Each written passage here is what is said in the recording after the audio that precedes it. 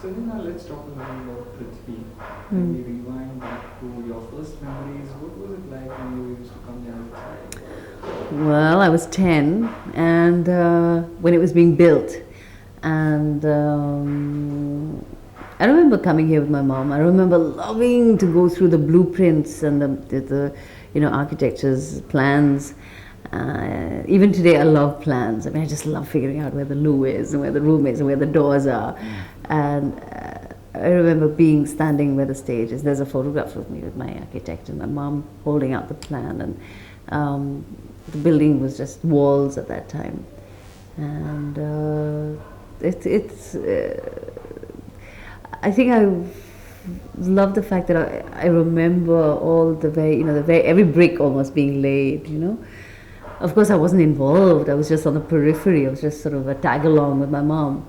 And I must say, I must have slept through most of the first productions I saw here because I was an early sleeper. I used to sleep by about 9 o'clock, and I remember sort of lying down in the back seats at the back of the theatre and just sleeping. But in 1983, we had our very first theatre festival, and that was when the theatre was 5 years old.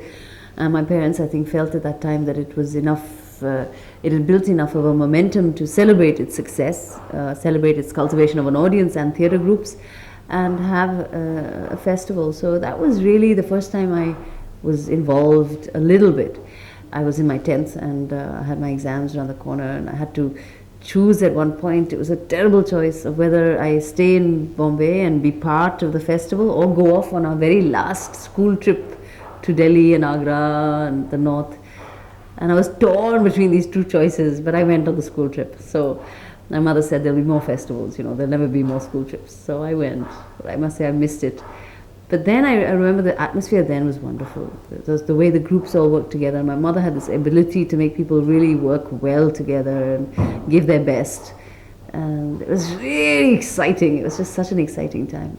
I don't think we've ever had such a good festival though, which is a shame. So when did your commitment to theatre really catch on or rise? I don't know if I'm committed to theatre.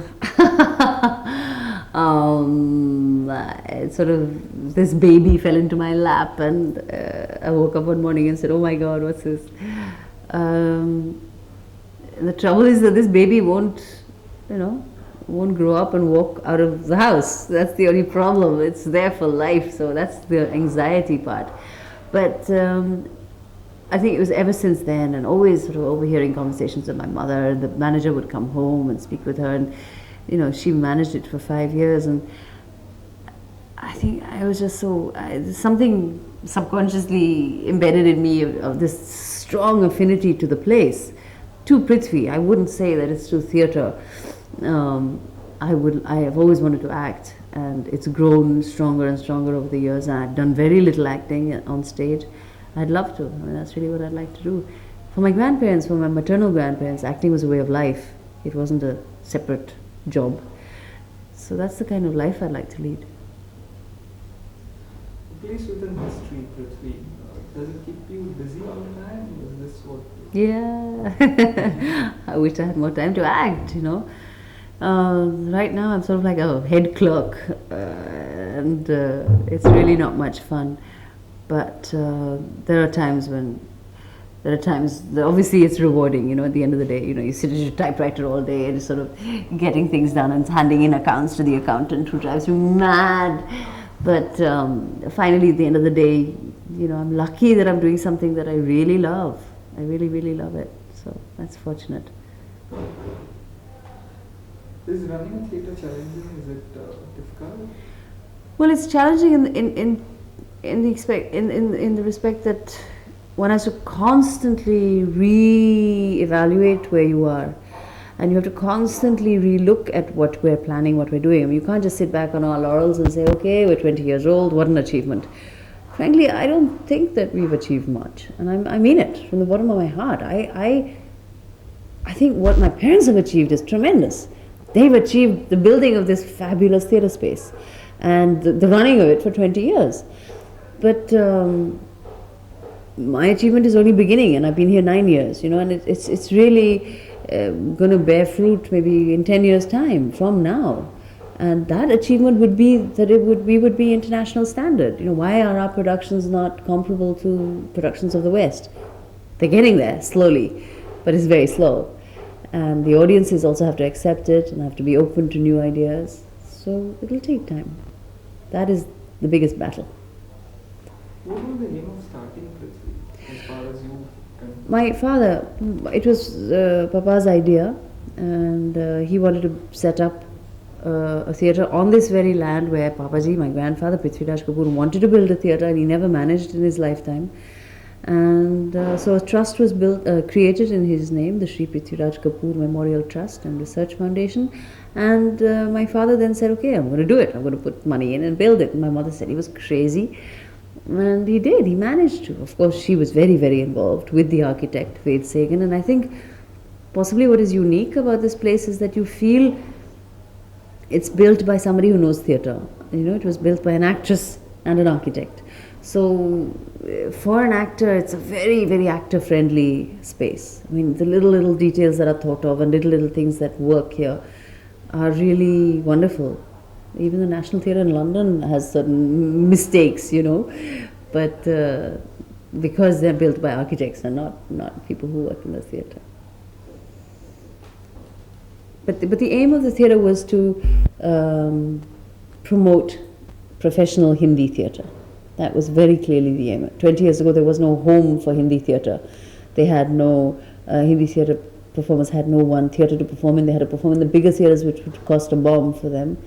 So this was to create a professional setup, professional technical equipment, so that there could be a professional Hindi theatre. Prithvi Theatres, my grandfather's theatre company, Prithvi Kapoor's, was a professional theatre. He paid 200 people a salary every month. So that we haven't yet achieved because the whole cultural scenario is not open to it really now, but hopefully it will change. I think it will. What was it like in the early days when, whatever you can remember, first coming to Prithvi and when the baby, as you say, fell into your lap? What was it? Oh, my lap, it fell into only 9 years ago. That wasn't in the early days. So, I mean, that you should speak to people who've been involved. Nasir the other day was talking about how before it was actually finished, when there weren't even any seats, my mother would allow them to perform on the stage. And they had the performance of a zoo story, I think. And he said it was wonderful. They just call their friends and just perform. And it was so exciting, they'd also come here every day and it would be a hangout, adda for all these NSD actors. And I think the excitement of this little place being, and my mother had the ability of being very open and warm, I think, so that was welcoming to young strugglers as they've now begun to be known. I think that's one thing that Prithvi still hopes to be. We still hope to be open. We don't want to be elitist, we don't want to be sort of unapproachable. Anybody can walk into my office and talk to me, I hope. I might be gruff or busy or growl at them, but I mean, at least they can approach me. They don't have to go through 500 people to get to me. This should be a place where people can come up with ideas and say, we want to do this, and we should say, yeah, we'll go ahead and do it. And we get the money and they do it, So that's that. I think out of the woodwork, things have to germinate. It's like a lotus blooms out of, a mud pond. So things will happen, but you have to keep on at your activity, no matter what the quality is. If the quality is not as good as you like it to be, you still have to keep at it. And I think that's what we're aiming at Prithvi. Any memorable performances that you remember very Well, my grandparents, fortunately enough, I've seen quite a few performances of my grandparents, Jeffrey and Laura Kendall. I used to be their stage manager. We toured India. And they did Dear Liar here, which Nasir and Ratna have done. And they actually, Nasir and Ratna are using my grandparents' costumes for one scene. And they did an old Russian play, a modern Russian play called Old World. And I mean, that was wonderful, being able to watch them. And they did their Shakespeare scenes, of course.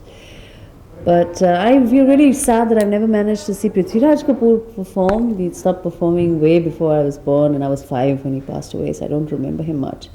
But I wish I had seen him, because that type and that scale of performance was totally different from my maternal grandparents, who used to tour with a group of 16 people. Prithvi Kapoor would tour with 200 people across the country. So, and huge lavish sets and songs and lights and costumes. It was wonderful. But my maternal grandparents would be much, much smaller, but still the performances would be terrific, you know. So, in terms of my most, as I said, earlier I was telling somebody today, my most exhilarating performance this year, one has been from Nasiruddin Shah in Waiting for Godot, and another from Makaran Deshpande in Ek Kadam Aage, a play he rewrote and performed again this year. And just two really wonderful performances. So, that's been exciting. You go for years without seeing anything. That's been exciting, you know. Last year there was a wonderful performance in the festival by a young Bengali actor called Gautam in Meghnad Bad Kabya. It's coming again this year to the Nehru Center, and that was a wonderful performance. I didn't understand a word. It was all in Bengali, but terrific performance. Have you stopped acting entirely? What is happening? No, I want to act on stage. I don't look for a professional career in cinema. If I do get roles in cinema, I'd love to to do it if it's interesting. But otherwise, I'm not open to it at all.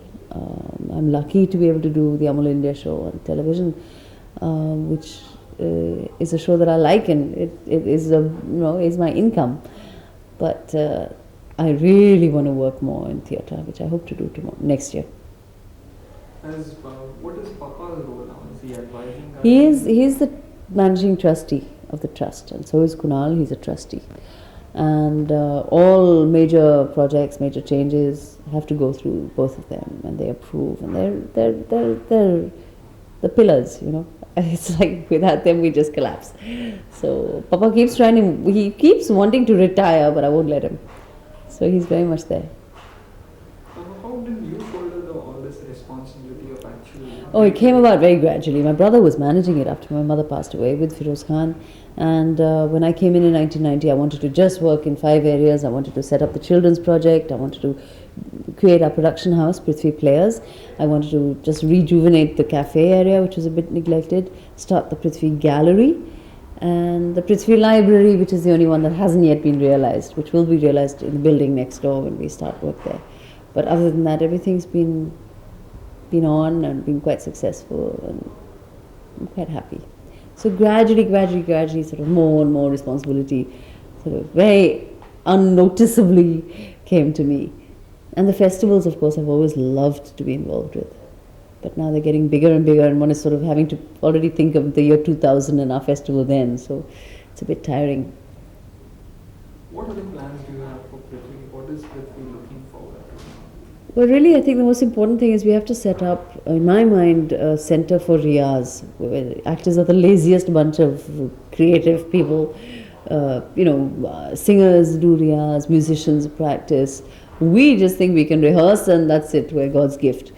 Whereas you need to constantly keep in touch. I mean, an actor like Nasiruddin Shah will go and attend somebody else's workshop because he thinks he can learn from it. And we have to keep on our toes. We have to keep that training process open. Our body is our instrument, and we have to keep it in tune. So I would like to set up a center. It won't be a school, but it will be a center where anybody, me and a total newcomer, can go and work with professional conductors of workshops. Let's see. That's our immediate aim.